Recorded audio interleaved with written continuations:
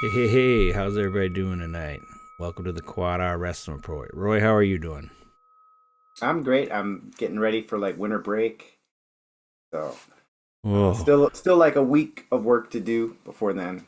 don't But say winter around here, man. It's yeah. like it's nothing but cold, and then I saw like we're gonna get like temperatures like down into like the single digits, like 3, I think I saw. And then over on the Wisconsin side, I saw like -17, and like we got polar vortex action coming up. Give me an audio check here. Check check. Okay, It's yeah. me talking. Beautiful. And we had a high of 65 today, Ooh. so it's kind So, of a warm day. But mm, our mornings are a little chilly. yeah. Well, I had like, I don't know, like 4 or 5 inches of snow I had to clear before I went into work. And like, we've been kind of lucky lately. I thought that the long, hard winters of Michigan were over, but this year's like, maybe we'll have a nice January. Anyway, welcome everybody. I hope you guys are staying warm. Let me go ahead and get through this open, and then we can go ahead and start talking about a kind of a light week, kind of an exciting week. But welcome back to QuadR Wrestling Report. We strive to keep our fingers on you, the wrestling community. I'm your host Ralph, alongside my brother Roy, aka the Oakland Oracle. We are excited to talk all things wrestling. Ralph can be found on X at Ralph D. Nyberg, and Roy can be found on X at Roy_Nyberg. We stream live on X and YouTube Wednesdays at 8:30, and then Sunday evenings as well for our rapid reaction sudden victory. YouTube channel is at QuadR Podcast. Our email is quadrapodcast at gmail.com. Our podcast can be found on Spotify, Amazon, and Apple Podcasts at QuadR Podcast. We can also be found on Instagram and TikTok to a lesser extent. Thanks for jumping in. Chat is always encouraged and welcome. In fact, I'm going to put a message in the chat right now, or at least the YouTube chat. And just to be clear, we're keeping our fingers on the pulse of you, the wrestling community. What did I say? You said we're keeping our finger on you, the wrestling community. Oh, yeah. And, old eyes. Did Yeah. I tell you I got a laceration on my eye? Recently? Yeah. What happened? Like, I don't know, having it dad's. Like, Amy noticed it, and at Thanksgiving, and then that Monday when I came back, it was just red, and she made me go get it checked out, thinking I had pink eye or something, but then I had a cut, like on my eye, so Yeah, yeah. no. I had a vicious eye poke at jujitsu like 18 months ago, and it still like bothers me once in a while. Yeah, no, I am not recovering at the speed that I would like to, Yeah. but it's not infected, so that's good. All right, well, let's rock and roll. This is QuadR Podcast Season 1, Episode 11. Again, welcome to the show, everybody. I didn't know exactly how to title this, so I went with the Ohio State versus NC State. And so, yeah, lots to talk about. We're going to go ahead and get things going with the quote of the week. This is from Mike. Is it Borja? This is James Conway's coach from Franklin Marshall, in case you didn't catch it. In case you're living under a rock or something. Yeah. James won the 184-pound weight class at CKLV. And so he's from Franklin and Marshall.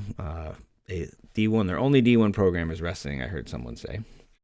And says, we're not going to be just happy to get on the podium in Cleveland. We have the highest goals possible. So his coach is out here writing checks. It's a Right. it's a pretty deep weight class. You don't know if he speaks for both of them because he Right. said we, and if he's just speaking for himself, like that's fair. Right, or the Yeah. coaching staff.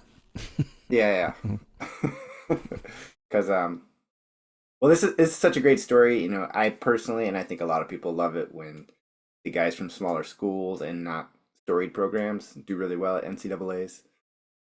I think that having a champ, like I've looked at history books and like even places like UC Davis and stuff have had champs, and it's just like heartwarming. I'm pulling for him. I'll be happy if he gets on the podium, though. I'll just speak for myself.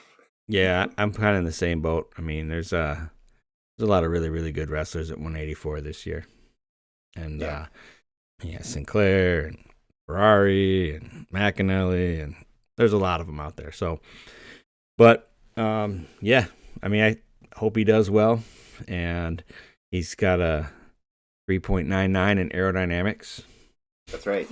so that's cool. He's already locked up academic All American. Yeah, got a 99 percentile MCAT, so seems like he's got his stuff together, and I'm sure he's executing a plan. And I wish James Conway all the best at Cleveland. So we'll see how it goes.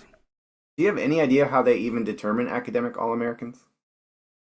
Mm, Is it like it's just a committee votes? Because I hear about it every year. Like I follow Penn, and hmm sometimes people get it, and sometimes I'm like, how did that happen? Yeah, I remember at Oak Park, it was like anybody with over a 3.0 that Coach Zimmerman liked. Yeah, Those were your two credentials at Oak Park to be all conference, all American. Because it's just the coaches get together, right? yeah, yeah. And so he'd go from his favorite guy, he'd say, "Hey, Jose, what's your GPA?" "Hey, Ralph, what's your GPA?" It's just he would go down a list of all his favorite guys on the team, to find the three guys that had three O's. And then, like, that was our all conference, all academic, all conference or whatever. So I assume it's a Similar. slightly more refined, but very similar system. I bet it's not much more than that. Yeah. Basically, you have to have some level of academic achievement, and you got to have a coach who likes you. So Yeah. that's basically, I assume that's probably how it goes. That's fair, right? I mean, Right, right. how do you tell? All right, so let's talk a little bit of RAF. There was a lot of moving parts this week. So, but show is still at December 20th at 7 p.m. at the Fisher Event Center in Indiana. I'm planning on heading down there with my son, catching Oh, a nice. little action. So he knows the way down to Indianapolis pretty well, since his girlfriend's from the neighboring town of Noblesville. So pretty excited. Arena looks like it's about the perfect size, just looking at the image there, for a RAF event. I did have a few questions. Let's talk a little bit about the car, maybe dive in a little deeper next week. But so they said Kennedy said she'd take anybody, and Boyd stepped up. so, Right. so Boyd, I feel like the way they set up, it was a weight and skill mismatch for the last Kennedy match, and it turned out to be, not a great match, because Right. once Kennedy put her hands on her, the girl just dived on her belly, right?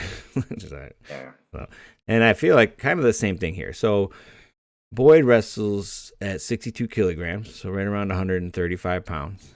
Kennedy wrestled the Olympics at 76 kilograms, 168. She wrestles college at 160 with a same-day weight cut.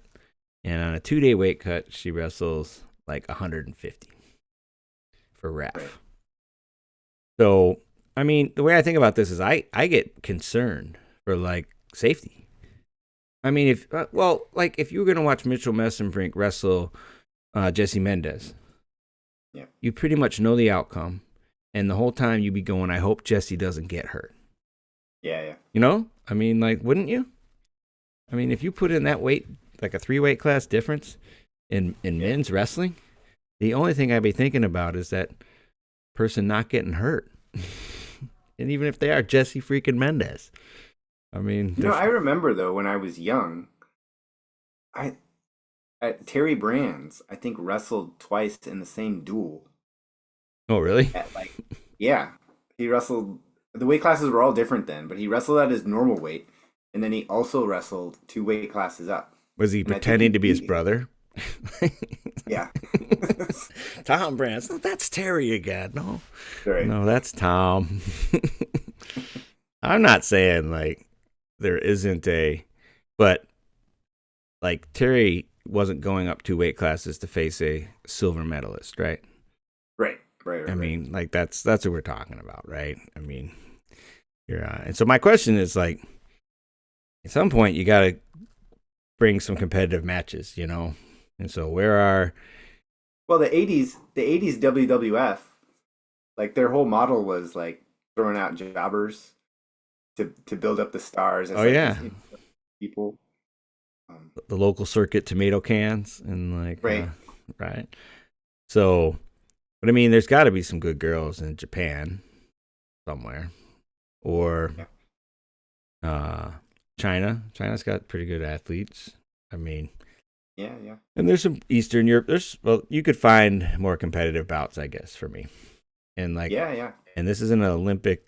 I mean, Boyd's a world teamer. I don't want one Hmm. of our world teamers getting like hurt, wrestling up Right. 2 or 3 weight classes. So, anyway, my thought on that. But I'm gonna go with Kennedy Yeah, me too. on that one. And then I put this one on there, so maybe you can help me out here. So Jason Nolf, who came into the first RAF, what I felt like was pretty out of shape and underwhelming, but he's a really, really good freestyler, right? So he is a 2x Zagreb champion. He is a 2x U.S. Nationals champion. He's beaten Right. Jordan Burroughs in freestyle. Hmm. And he's facing off against Andy Valera, who is a grappler. Right. He's a 1-2 at MMA at 155 pounds. And MMA is like a 24-hour weight cut type of sport. Yeah. Right. So maybe he's big enough. I don't know. And then as a grappler, he's 46-18. I mean, have you heard of him? Not really. As you Google him? Right. Because like, I'm not like a encyclopedia in my head, but even looking at what he's done, I was like, oh, okay. I don't remember a lot of that either. Um, but I think Jason Nolf is part of the long term plan of Wrath. So, Yeah. So do you they think got to get him a win. they called him up and then they're like, he's like, yeah, can I bring a buddy? Will you wrestle him? Sure. Like, Well, what's interesting, maybe they weren't planning on Wick actually beating Nolf. yeah, I'd say that. And so now they're like, oh, we got to like build Nolf back up to go for that belt. But do you think he can beat Wick? I mean, Wick's still training. Oh, I don't think he'll beat Wick. I mean, he's still training for world teams and stuff, and Nolf's wrestling kids. Right, he's running a kids club. Yeah. He's doing his purple belt jujitsu stuff. Right. I don't know. This one confused me too. I'm like, is it like just like a budget play of like, maybe Nolf has a two match contract. They just got to get it off the books for like tax reasons, this year. Right. I'm confused, but anyway, all right.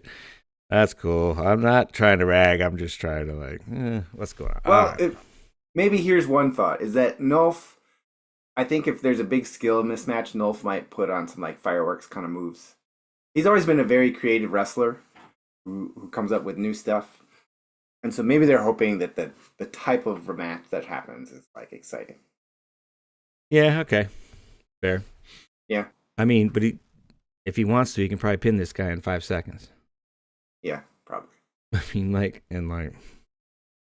so if he's just like playing with his food, that's gonna like probably be obvious. Like, I don't know. We'll see. All right, but the rest of the card, headliners: Bo Nickel and Romero. I think that's probably from a interest standpoint with the general public, the right headliner. Yeah, right, for sure. And I probably mean, Romero, he won a gold, silver, I think. silver. Okay, he's the biggest. To me, he's the biggest question mark on the card. He might come here and beat Nickel. Yeah, right. In fact, I kind of think that's what's going to happen. Do you? Yeah. I think that. I don't know. I think Bo's going to win.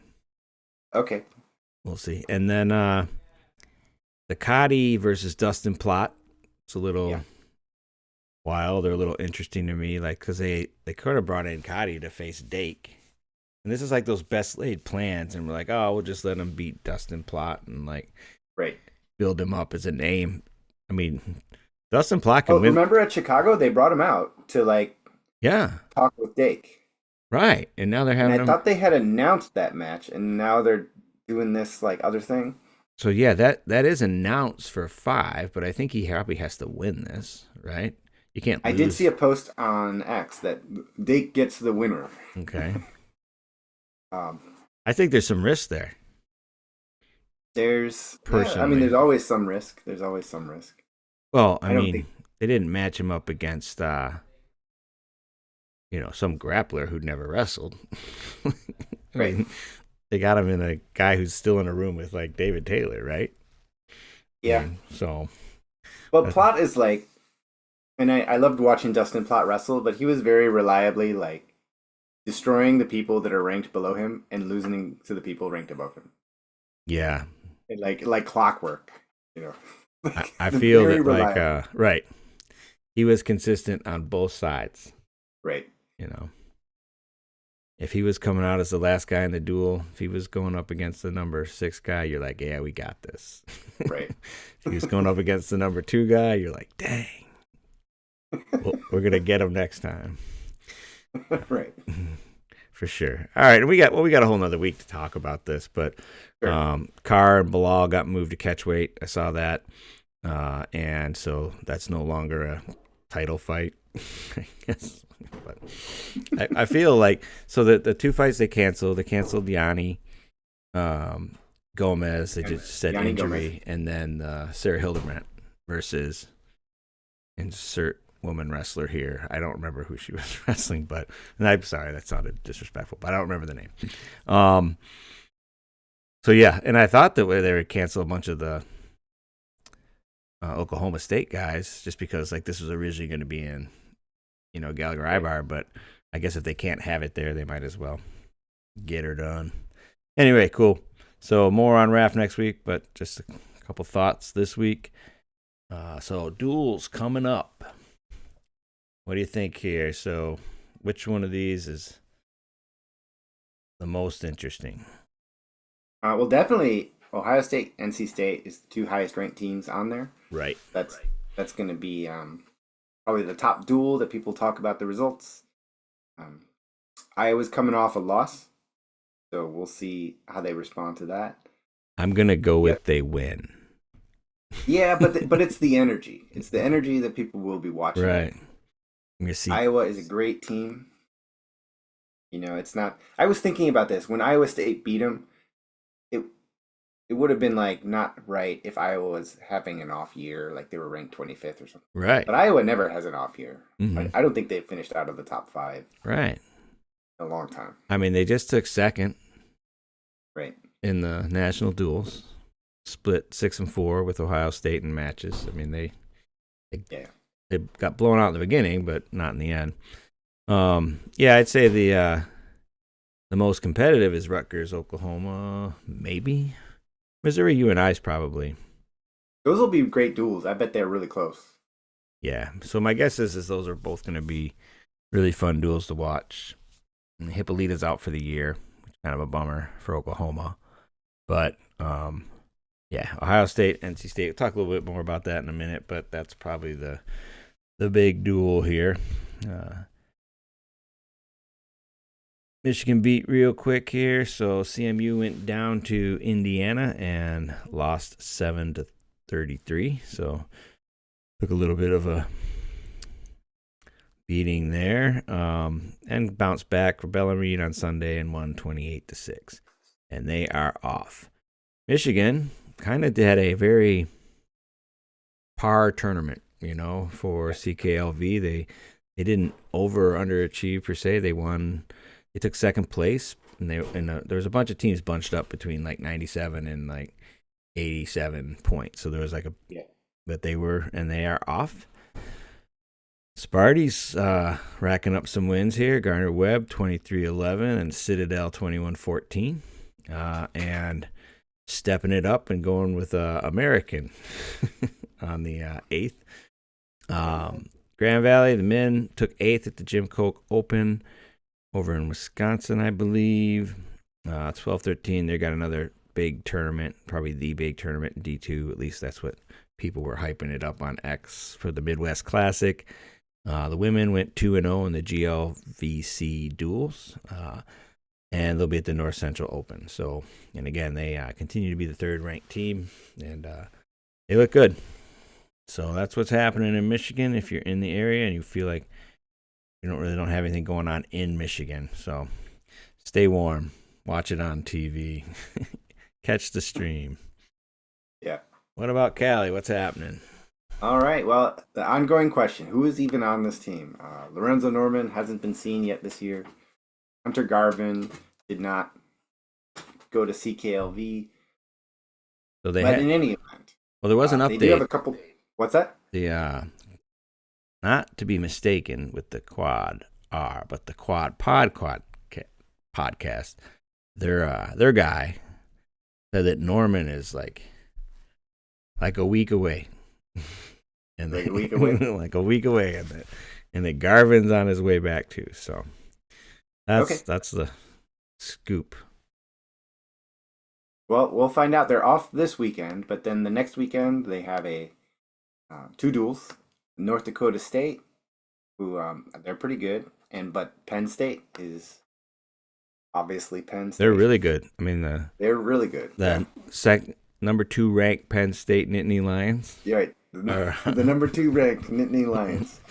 Sure. So hopefully they have all their starters there. I mean, Stanford has a really tough schedule, and I think the idea behind that was they have a really good team this year, and they want to test their guys during the season.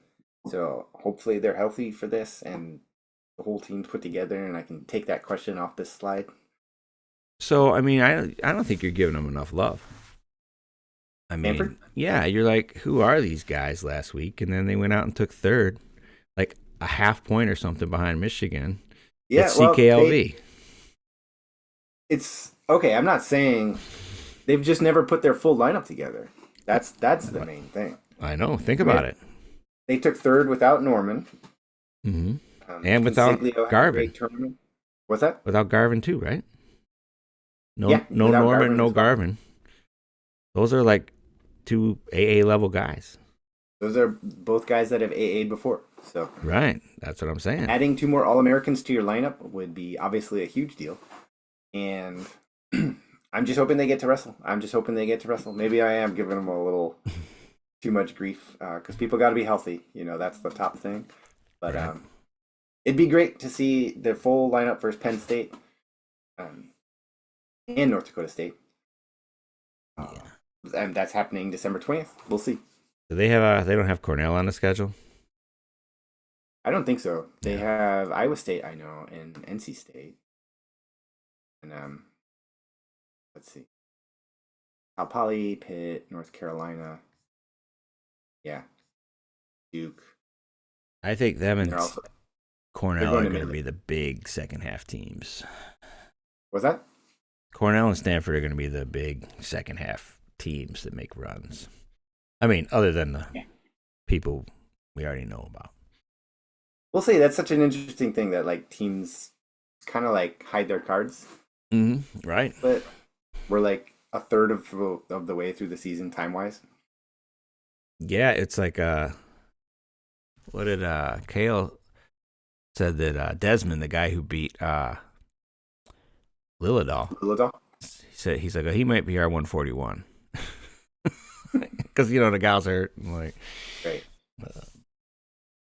I don't know what's going on with 141 there. Some guy posted online that Braden Davis is sitting out because of shenanigans this summer.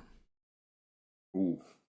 I mean, how bad a shenanigan must you have gotten into that your coach makes you sit out an entire season? Right. I don't believe that at all. But anyway, I believe he got into shenanigans. That I believe, but I don't believe it got into bad enough shenanigans that he's on the team, but the coach is making him sit a year of eligibility. Anyway, and then, so dates coming up.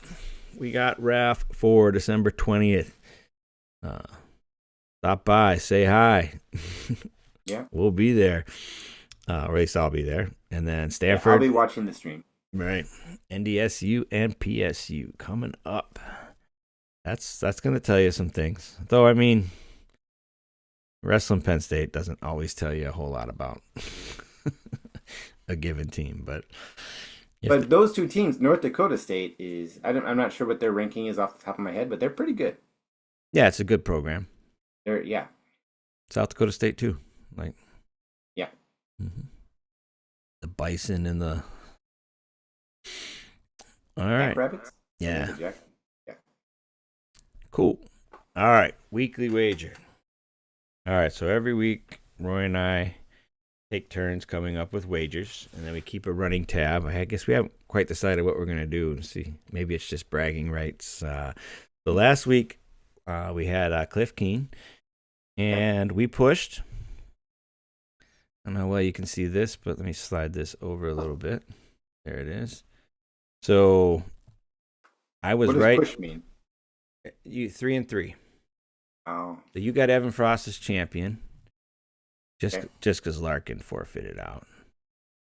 Ventresca didn't show up there, but I had the field, so that worked out. You had Seth Romney winning. That most did not happen. Yeah, that's weird. You said it was a California thing. All right. And then you had Caleb Larkin winning. Okay. Yes, and then that didn't work out. I had the field against Ty Waters. That's son of a gun. And he won. Yeah. Yeah, and Joey Blaze won. I had that. I had Simon Ruiz. I had the field against Simon. You had the field against Brock.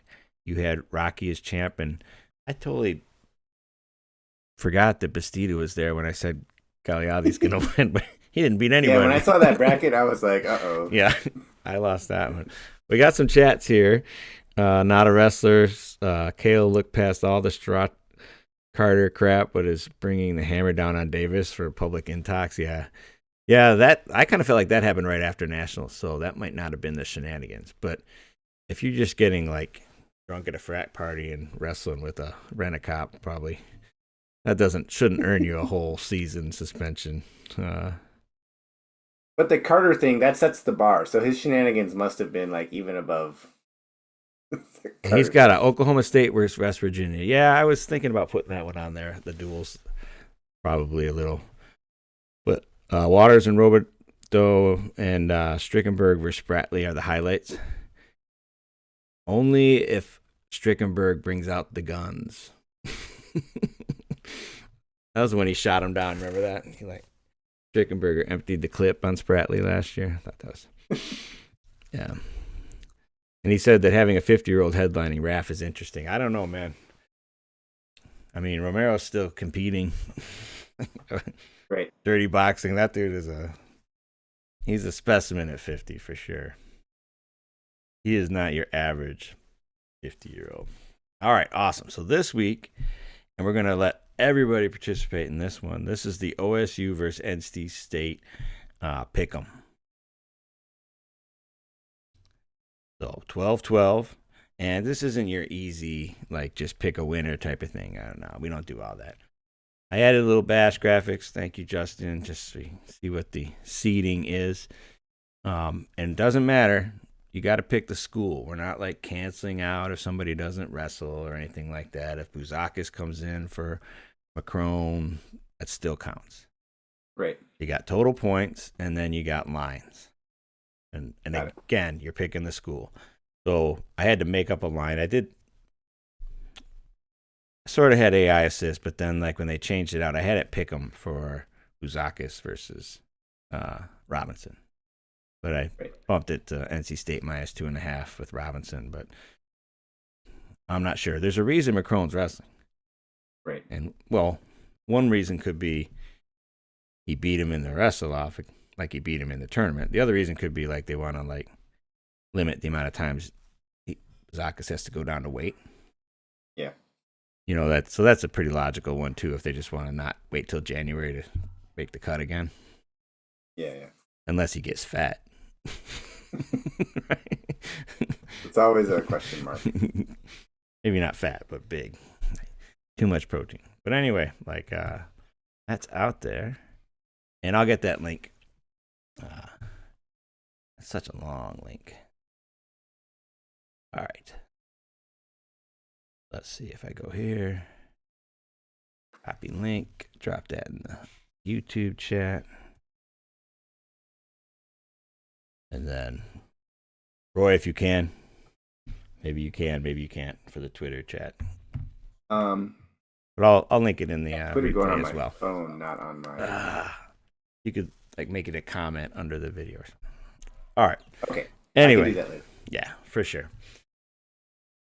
So that should be fun. Yeah, it's gonna be a good duel. Yeah, I think like the I didn't list the Oklahoma State versus West Virginia because there really was only like a couple matches there, but this is our current status. Push is on the board. Okay. That's the first time. So Push is out there. We're pretty much neck and neck with a few wagers TBD that are out there waiting for termination. But yeah, good luck. All right. I got my Google form open. Right. This could be a tie. All right. So that's really kind of it. I thought we'd go through Best of Social now.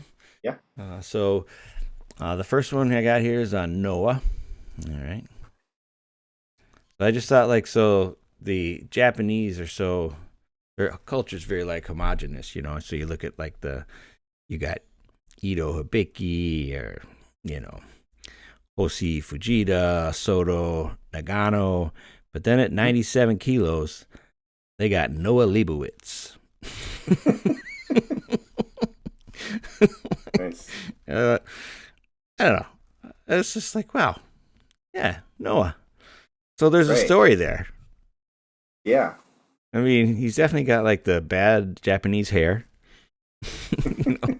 So he's either trying really hard to look half Japanese or he is half Japanese. So, you don't think he's like an American who's just claiming to be Japanese and trying to sneak around? That's what I'm saying. Like, yeah, I mean, I think this requires a deeper dive. Right. To know exactly what's going on here. But yeah, it just stood out a little bit. Noah. I think he's got a tough task in front of him with Yoshida in the bracket. Yeah. So we may never like hear from Noah on the world stage. You know, he just may be known as the guy who pushed Yoshida to the, you know, to the brink. He's got a yellow circle. Their key isn't translated. So the yellow circle indicates he won second in the round event in 2025. That's all I can determine from that key. All right. Suit up and show up. What do we got here, Roy? Suit up and show up. Hold on. Mine's loading. Oh, yeah. Okay. So this was just a post from Justin Bash about which college wrestling teams have wrestled the most matches.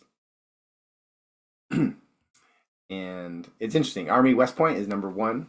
Makes sense. And Appalachian State. I think in the post he mentions that 4 of the top 6 teams are EIWA. You know, it's just interesting that a lot of the top teams seems like they're moving towards this wrestle 20 matches in a season kind of model. Right. And, you know, there's people, you know, like you think about Ben Askren had over like 100 pins. Right. Yeah. You know, and I think there's still what did Kale something win? very charming about those guys that go out and wrestle like 30, 40 matches every season. Yeah, KO won like 150 matches or something, right? I mean, 159-0. Yeah, it's ridiculous. I mean, nobody's even going to get 159 matches ever again. Right. And I don't think that includes his redshirt freshman year. No, right? He was undefeated in that season. Right. So shout out to these teams. Franklin and Marshall, who we talked about earlier, is on the list. Yeah, they like to scrap. Yeah. So most matches wrestle versus D1 opponents by team. So what? These are individual matches, and this is these are individual matches. So like at the Roadrunner Open, if you had 5 matches, but 3 of them were against like D2 guys, I don't think they count in that. Right. Yeah, Army wrestles a lot. Well, they had the Black Knight Invitational, the Black Knight Open. Like Right. they've had a pretty busy schedule. Nice. Nice.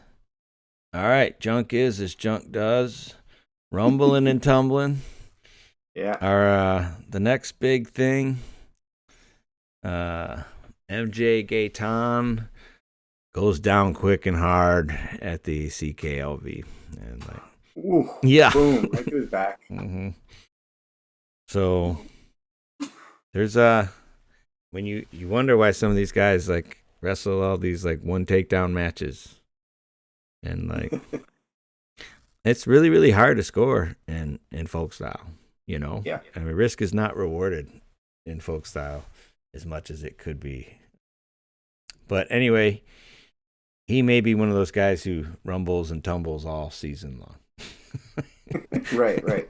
He just keeps going from list to list, and like that's what makes him a fan favorite. Yeah. You know, Oh man, that could happen in round 1. Yeah, it's must see TV, man, for sure. Yeah. Rankings drama. What do we got? Oh, there's a few posts. Which one is this? This is the. Oh, this is from Funky. Yeah. So this is the Ben Askren. Ben Askren, belly aching that his Askren Academy guys are not getting enough love from the Flow rankings. Right. And man, it was just something everyone was talking about for the last couple days. If you haven't heard, Ohio State is now the number 1 team in the country. Is now ranked number 1 by Flow. Just to say that accurately, many people do not think that they're in fact the number 1 team, but I believe WrestleStat also. Oh, WrestleStat also has them at number 1? I believe. At least Spay posted that. Well, so just last week I was asking if Penn State is vulnerable, and then the very next week Ohio State is now ranked number 1. So WrestleStat is algorithm based. Okay.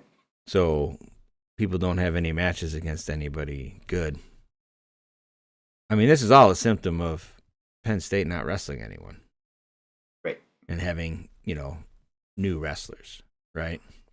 I mean, right. That's the whole thing. But yeah, I thought that Connor Mirasola is probably ranked about where he should be at this point. I was going to post on it, and I'm like, well. Right, like Blaze and Duke and Connor Mirasola. Right, yeah. We got generational talent, and PSU backup. Okay. Right. I guess they're the same. But it's fine. All right, so this was 2026 Worlds. The schedule came out, and the U23 is on the 18th, or ends on the 18th, and the World Championship begins on the 24th. Right. One's in Las Vegas, and one is in Manama. You know where that is? No. It is not a suburb of Las Vegas. We can be assured of that. So yeah, I thought that I actually like it. I didn't quite like it too. I didn't like all the U23 guys. I didn't like all the world guys. The U23 is kind of for those guys who are still grinding. Yep. Still really good, but not world team guys, in my mind. Me too. I think I totally agree with this. It gets almost silly to be winning every age group thing and then also going to Worlds and getting a silver or whatever. Yeah.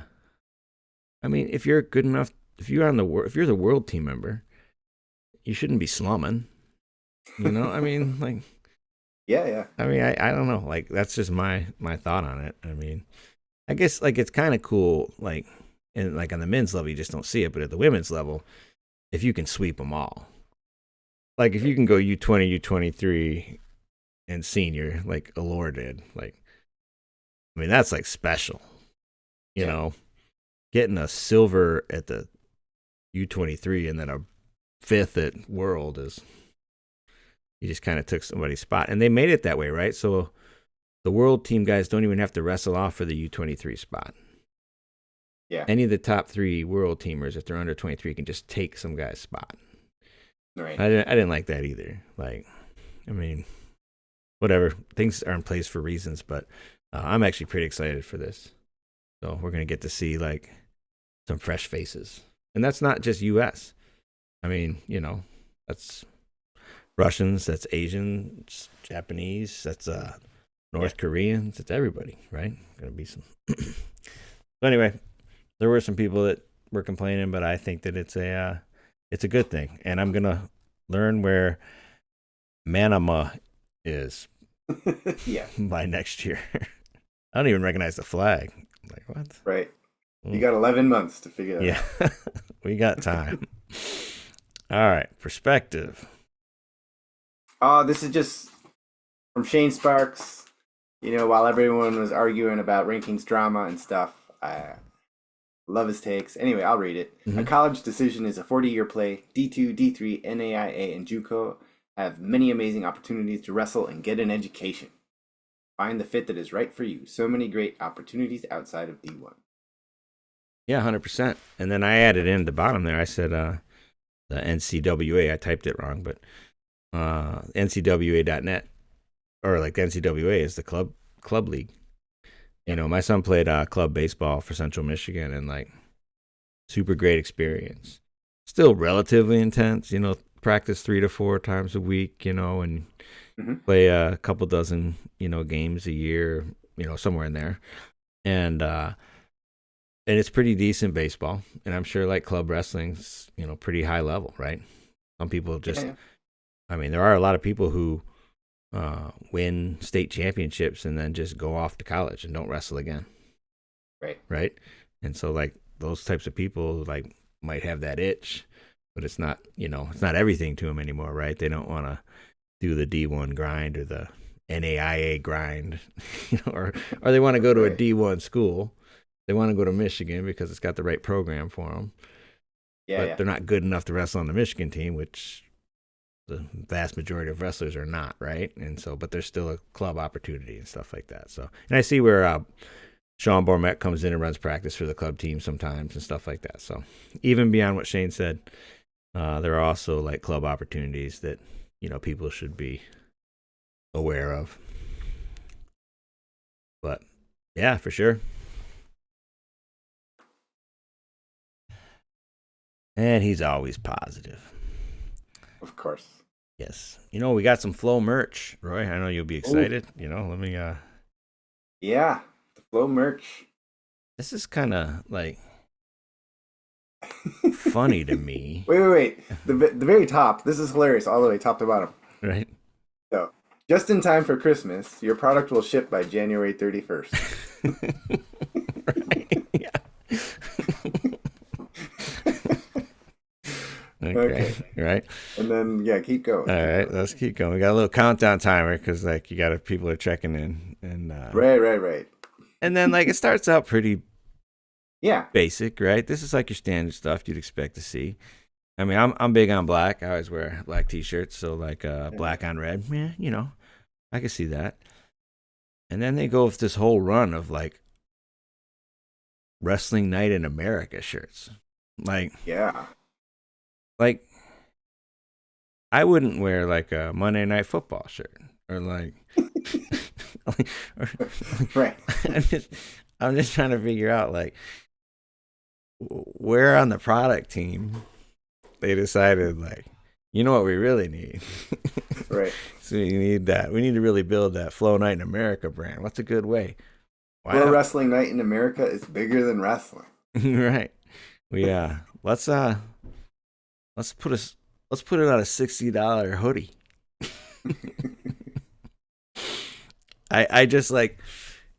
I'm just picturing myself like watching a documentary, and there's a bunch of like kids in the rainforest running around with like Flow Night in America shirts 10 years from now. Because they had this overstock that they just had to get rid of, and then I did all this weird stuff too. I was like, wrestling merch is just cursed. Just like I don't even know what this is. You got the rainbow flow. I got like, I don't know. Yeah. Anyway. So Transparency or rage bait? Okay, so this is just Piles defending the rankings. Mm-hmm. I'll read it. Okay, Okay. so this is Christian Piles. Yes, our rankings are not predictions. Our process and transparency is what makes Flow Wrestling NCAA rankings the most popular rankings in wrestling. And I'm not sure how he knows they're the most popular. Maybe they get the most clicks, but I my first impression is this whole Ohio State being first thing was just kind of a rage bait play. Yeah, I mean, they'd love the chance to legitimize it, right? I mean, Yeah, like the one thing, the whole big thing is like there was a late injury default in the PJ Duke match. right. Because it was like, all right, he just got to wrestle Lehigh, he's got to get that ranked win, and then he's going to shoot up the list, and then they have a rule in their rankings that like injury defaults don't count. Right. And it's right. It's funny to me. Like, I feel like I love how like Willie and Flo and everybody's so sensitive about their rankings. And whenever you go look at their rankings, basically, except in anomalies like this, they're like basically exactly the same, Right. And like it's not even like if you just understand like Flo's process, like why isn't Duke ranked higher? Well, that win didn't count. Well, that's dumb. Okay, you think it's dumb, great, but like it's pretty clear, like this is the way they do it, and like you shouldn't be mad about it. It's just the way they do it. But it kind of shows that it was kind of a slow week in wrestling. Yeah. I think so. It's like because like I mean, well, it goes into my question: is Penn State vulnerable? I think the smart money is still no, but Ohio State has looked really good. Yeah, I just wonder, since as long as I can remember, people have been trying to game this ranking system. When I was wrestling, people were trying to get seeds, sometimes sitting a match or looking forward to a certain match. And if somebody gets upset in the semis, it's everyone's PO'd because that was the match I was supposed to get in the finals. And right. Yeah. stuff like that. The rankings are always, I don't know. But I felt like the Ohio State thing was rage bait. Yeah, I agree. Yeah. All right. What do we got here? Oh, we got some Penn State news. I thought this was kind of funny because this was like Kale Sanderson and talking about like 197 and like it says Connor's been doing a really good job and he's right there in the same boat as Barr as far as his potential. We'll have to have those guys wrestle at some point. Like, I mean, how could they not have a wrestle off? Like, everyone's like, this is like big news, and it's like, of course they would wrestle off. Right. I mean, like, he's acting like he's telling you something you don't know, and like, yeah, we will follow the same process that wrestling teams have followed for right since the beginning of time, thousands of years. Yeah, I mean, right. Just getting tired of asking the same question every week. Right. So I am interested. I mean, like, Barb cooked him pretty good last year as a 10-0, I think, at like Black Knight or something like that. And like, have they, has he closed the gap? And like, did he get a flavor, a little taste for being in that starting lineup? And like, right. It's like with all these like people transferring at mid-semester and like there's zero rules anymore. So right, we shall see. But yeah, I thought it was just sort of funny. Like, yeah, we're gonna have a wrestle off, okay? Right. Well, this was the rankings. I had like put this up there, and this page does not exist, is what it says right now. This was Willie. Okay. Willie kind of went on a little. He went on a run last night, and I guess that's what we'll call it. And then he said, anyone who uses the Flow's rankings is a casual. And it was all just humorous at how people were like offended by like Willie calling them a casual. And like, so all these people had these long response posts to prove that they weren't casual. Like, you got to prove to Willie you're not casual. And like, It was Because just Willie doesn't just rank wrestling teams; he ranks fans too. yeah, right. Yeah. Exactly. And so I thought it was pretty humorous. And then like he gets up in the morning and like I'm there, man. I'll delete a dumb tweet. I don't have a problem with that for sure. Um, and then I saw this. This is from NIL, not NLI. If you don't follow that account, you probably should. It's a pretty good read. He stays pretty in tune with all the different things going on with NIL, Score Act, and things like that. But it says the NCAA is seriously cracking down on impermissible sports betting. I think that's probably in the past 13 weeks, we've had 13 major violation cases related to athletes or staff gambling on college or professional games. Mm. So, in your opinion, will someone ranked in the top 10 miss the tournament because Miss NCAA's? Yeah. Oof. I mean, statistically, how many of the people in the top 10, what percentage of people in the top 10 do you think engage in sports gambling? Well, I have no idea. They say they say that for the general student body, it's like for males, it's like 50%. It seems 50%. high to me, but Seems high, but when I was in college, so first of all, when I was in college, I would have totally just to try it out. Liam and his guys do, and his buddies did in college. Like and you're in college, but you're like it wasn't available online and so easy back then. Right. I mean, you actually had to like go out and find it, and now it's like it's so easy. It's on your phone. It's legal. It's like you're gonna watch like football all Saturday because you're a college kid, and so you run some dumb parlays, or yeah. I mean, so I would say, and I would say that athletes like to compete. They like to gamble. They like to take risks. Yeah, I get it. I mean, so I would say that it's probably so like there's the knowing you could lose your season factor, but you see these guys who like lose their entire NCAA careers to let their buddies win $200. Like, I mean, like, these gambling things, like they get exposed. And so I would say nobody's going to be throwing matches. There's not enough money put on wrestling matches, but I think that like, I'm going to say yes. At least one current top 10 athlete will miss the NCAA tournament because of a gambling infraction. All right, I'll go no. Okay. We won't make that a weekly wager, but like... No, of course not. If they crack down hard, a weekly wager. Yeah. Well, Nelson Brands got suspended. Yeah, right? Pinheiro, Nelson. So that was like the initial crackdown. And then, I mean... What I'll say is I'm sure that there's a portion of coaches and athletes that are doing it. And it's just, and kids are stupid. So like, if they wanted to catch more than one, they could. Right. But we'll see. I just thought that was interesting. That if they really, because they said they were going to legalize sports gambling. Right.